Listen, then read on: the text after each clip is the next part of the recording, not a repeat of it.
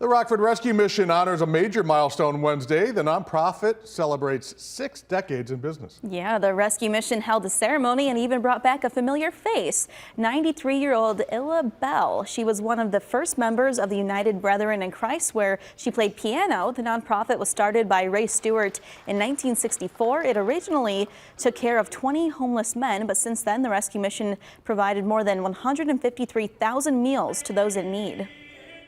We came frequently, so with my 4 children, and that was an experience in itself. But it was a privilege to do it.